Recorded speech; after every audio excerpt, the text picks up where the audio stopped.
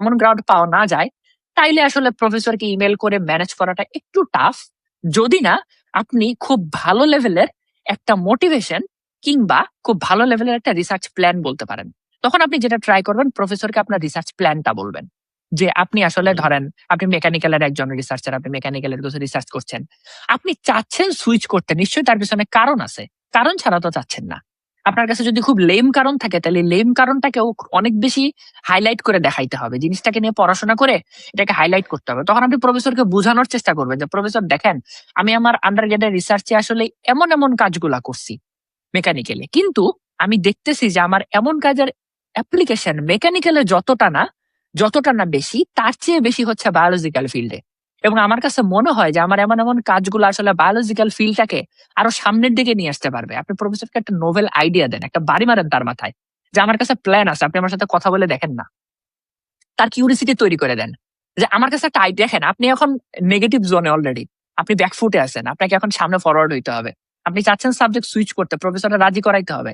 আপনি তার মাথায় আইডিয়া হিট করান যে প্রফেসর আমার মাথায় এরকম এরকম আইডিয়া আছে, আমি দেখলাম যে আপনি এমন এমন রিসার্চ করেন, আচ্ছা আপনার রিসার্চটাকে যদি আরেকটু টার্ন করে আমরা এই জিনিসটার দিকে নিয়ে যাই, তাহলে কেমন হবে বলেন তো?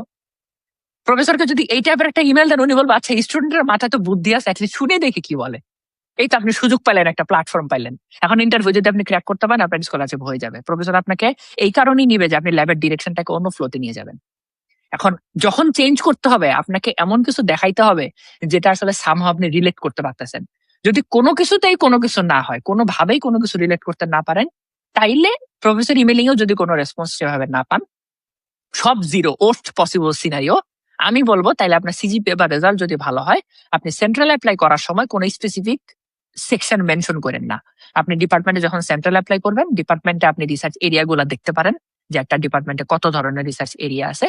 সেই রিসার্চ এরিয়া থেকে আপনি আসলে একটা আপনার এসওপি সাজান। আপনি বলেন যে আমার ইন্টারেস্টেড টপিকের মধ্যে, আপনি এসওপিতে লিখবেন যে আমার রিসার্চ ইন্টারেস্টের মধ্যে যেমন আমার রিসার্চ এক্সপিরিয়েন্স আছে, মানে রিসার্চ এক্সপিরিয়েন্স আপনি যে কাজগুলো করছেন সেইটা আছে, এটার বাইরেও আমি বায়োলজিতে বা অন্য কোনো সাবজেক্টে এখানে আমি রিসার্চ ইন্টারেস্ট আছে, আমি এখানে ইন্টারেস্টেড। যদি আপনার সেন্ট্রাল অ্যাপ্লাইতে চলে আসে, যথারীতি আপনি ল্যাব রোটেশন করেন, তারপরে এবার আপনি প্রফেসরকে সামনাসামনি পাচ্ছেন ওনাকে রাজি করানোর জন্য। ওনাকে যদি সামনাসামনি রাজি করাইতে পারেন, তাহলে আপনি কাজ করতে পারবেন।